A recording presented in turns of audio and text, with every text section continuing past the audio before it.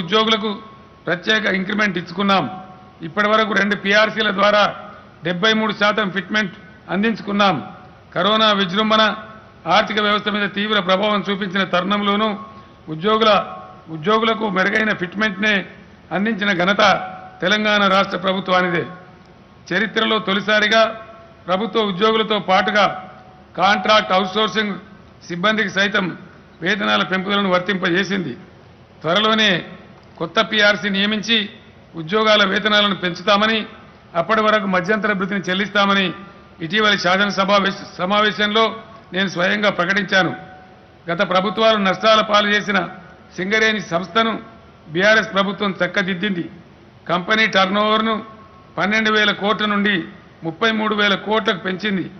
సింగరేణి కార్మికులకు ఈసారి దసరా దీపావళి బోనస్గా 1,000 కోట్ల రూపాయలు పంపిణీ చేయబోతున్నామని తెలియజేయడానికి నేను ఎంతగానో సంతోషిస్తూ ఉన్నాను. నీరటి, మస్కూరి, లష్కర్ వంటి కాలం చెల్లిన పేర్లతో పిలువబడుతూ ఫ్యూడల్ వ్యవస్థకు అవశేషంగా మిగిలిన VRAలకు ప్రభుత్వ ఉద్యోగులుగా ప్రతిపత్తిని కల్పించింది తెలంగాణ ప్రభుత్వం. వీరి సేవలను క్రమబద్ధీకరిస్తూ పే స్కేల్ అమలు చేస్తుంది. వీరందరికీ విద్యార్హతలను, సామర్థ్యాలను బట్టి ప్రభుత్వంలోని వివిధ శాఖల్లో సర్దుబాటు చేసేందుకు ప్రభుత్వం కొత్తగా 14,954 పోస్టులను మంజూరు చేసింది. గ్రామాల అభివృద్ధిలో కీలక పాత్ర పోషిస్తున్న పంచాయతీ కార్యదర్శుల సర్వీసులను కూడా క్రమబద్ధీకరించాలని ప్రభుత్వం నిర్ణయించింది. తెలంగాణ పల్లెలు మరింత గుణాత్మకంగా మార్పు చెంది ప్రజల భాగస్వామ్యంతో మరింత అభివృద్ధి చెందేలా పంచాయతీ కార్యదర్శులు ద్విగుణీకృత ఉత్సాహంతో నిరంతర కృషిని కొనసాగించాలని కోరుతున్నాను. విశ్వనగరంగా దినదినాభివృద్ధి చెందుతున్న హైదరాబాద్ మహానగరంలో ట్రాఫిక్ రద్దీని నివారించి సిగ్నల్ ఫ్రీ సిటీగా మార్చేందుకు తెలంగాణ ప్రభుత్వం 67,149 కోట్ల రూపాయల వ్యయంతో స్ట్రాటజిక్ రోడ్ డెవలప్మెంట్ ప్రోగ్రామును అమలు చేస్తున్నది. SRDP కింద 42 కీలక రహదారులపై ఫ్లైఓవర్లు, అండర్ పాస్లు, ROBల అభివృద్ధి చేపట్టింది. వీటిలో చాలా భాగం పూర్తయి ప్రజలకు అందుబాటులోకి వచ్చాయి. 275 కోట్ల రూపాయలతో 22 లింక్ రోడ్ల నిర్మాణం కూడా ప్రభుత్వం పూర్తి చేసింది.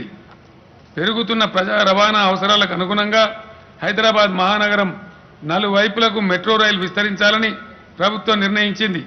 ఇందుకోసం 69,000 కోట్ల రూపాయలకు పైగా వ్యయపరిచి ORR చుట్టూ ఉన్న అన్ని జంక్షన్ల నుంచి హైదరాబాద్ను అనుసంధానం చేస్తూ నేరుగా ఎయిర్పోర్టుకు చేరుకునే విధంగా మెట్రో రైలును విస్తరించాలని ప్రణాళిక రూపొందించింది. వచ్చే 3-4 ఏళ్లలో ఈ నిర్మాణాలు పూర్తి చేయాలనే లక్ష్యంతో నిర్దేశించి కొత్త ప్రతిపాదనలతో హైదరాబాద్లో 415 కిలోమీటర్లకు మెట్రో సౌకర్యం విస్తరిస్తుందని తెలియజేస్తూ ఉన్నాను. పల్లె ప్రగతి, పట్టణ ప్రగతి కార్యక్రమాలతో నేడు తెలంగాణ గ్రామాలు, పట్టణాలు చక్కని మౌలిక వసతులతో, పరిశుభ్రతతో, పచ్చదనంతో అలరారుతున్నాయి.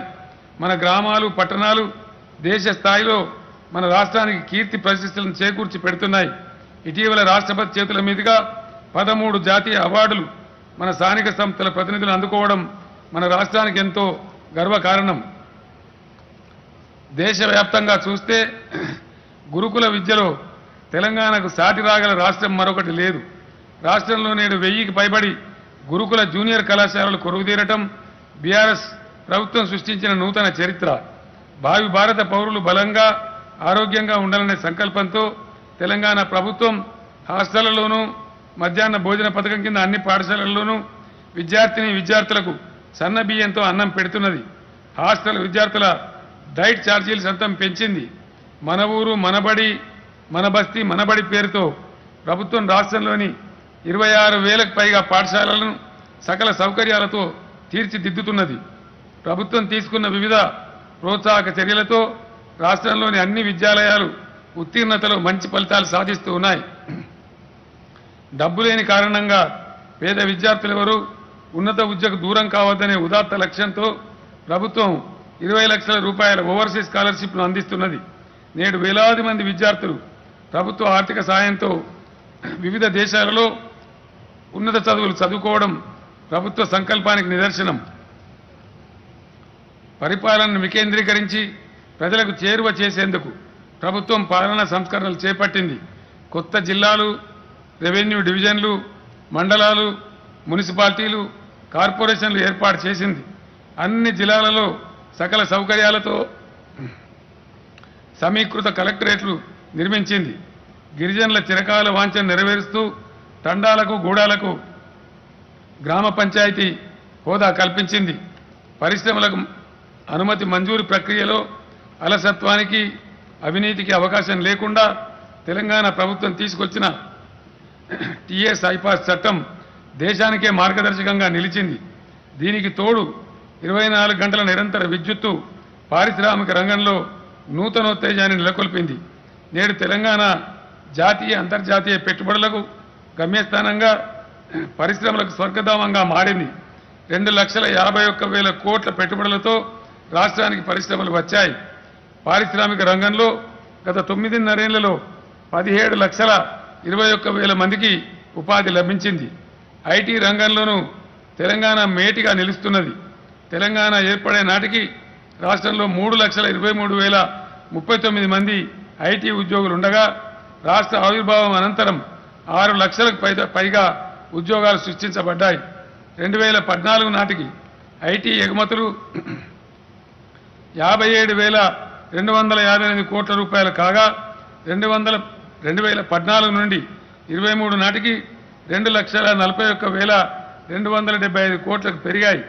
ఐటీ రంగాన్ని ఖమ్మం, వరంగల్, కరీంనగర్, నిజామాబాద్, మహబూబ్ నగర్, సిద్దిపేట వంటి ద్వితీయ శ్రేణి నగరాలకు కూడా విస్తరింపజేస్తూ ప్రభుత్వం ఐటీ టవర్స్ నిర్మించింది.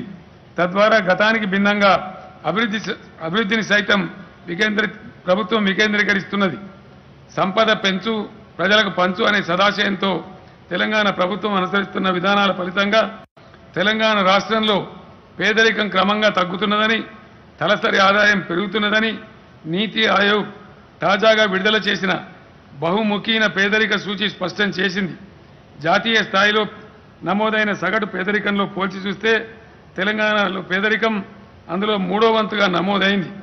ఈ నివేదిక ప్రకారం 2015-16 నాటికి తెలంగాణలో 13.18% ఉన్న పేదరికం 19-21 నాటికి 5.88% దిగివచ్చింది. అంటే ఏకంగా 7.3% పేదరికం కనుమరుగైంది. బీఆర్ఎస్ ప్రభుత్వం సమగ్ర సమ్మిళిత సమీకృత అభివృద్ధిని సాధిస్తూ పురోగమిస్తున్నది.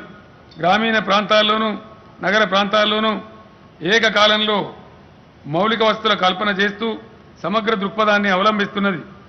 దళిత, బడుగు, బలహీన వర్గాల రైతాంగం మొదలుకొని అగ్రవర్ణ పేదల వరకు అందరికీ సంక్షేమ ఫలాలను అందజేస్తూ సమ్మిళిత అభివృద్ధిని సాధిస్తున్నది. వికేంద్రీకరణను ఒక విలువగా పాటిస్తూ పరిపాలనలో సంస్కరణలు చేసింది. అదేవిధంగా పరిశ్రమలను గ్రామీణ ప్రాంతాలకు విస్తరింపజేస్తూ అభివృద్ధిని క్రమంగా వికేంద్రీకరిస్తున్నది. అభివృద్ధికి, సంక్షేమానికి సమ ప్రాధాన్యతనిస్తూ పేద వర్గాలను ఆదుకుంటున్నది. అందుకే నేడు దేశంలోని ఇతర రాష్ట్రాల ప్రజలు సైతం తెలంగాణ అభివృద్ధి నమూనాకు చేకొడుతున్నారు. అతిపిన్న రాష్ట్రం తెలంగాణ అభివృద్ధి మోడల్ గురించి ఇప్పుడు దేశమంతటా విస్తృతంగా చర్చ జరుగుతూ ఉండటం మనందరికీ గర్వకారణం. ఇది తెలంగాణ ప్రభుత్వ ప్రతిభకు, పటిమకు తిరుగులేని నిదర్శనం. మీ అందరికీ మరోమారు స్వాతంత్ర దినోత్సవ శుభాకాంక్షలు తెలియజేస్తూ స్వతంత్ర పోరాట స్ఫూర్తిని, విలువలను ముందుకు తీసుకుపోయే క్రమంలో యావత్ భారత జాతి ఒకటిగా నిలవాలని ప్రగాఢంగా ఆకాంక్షిస్తున్నాను. తెలంగాణ ప్రభుత్వం నిర్వహిస్తున్న భారత స్వాతంత్ర వజ్రోత్సవ సమాపన వేడుకలను విజయవంతం చేయవలసిందిగా రాష్ట్ర ప్రజలకు పిలుపునిస్తూ ముగిస్తున్నాను. सर्वे जना सुखिनो भवन्तु। जय तेलंगाना, जय भारत। हमारे गौरवनीय मुख्यमंत्री के नेतृत्व में आन बान शान से बढ़ता हुआ तेलंगाना प्रगति के पथ पर। Thank you so much honourable chief minister sir. Man-made calamity or nature-made, it causes loss of precious lives, property and infrastructure. Rains of 27th July and our brave hearts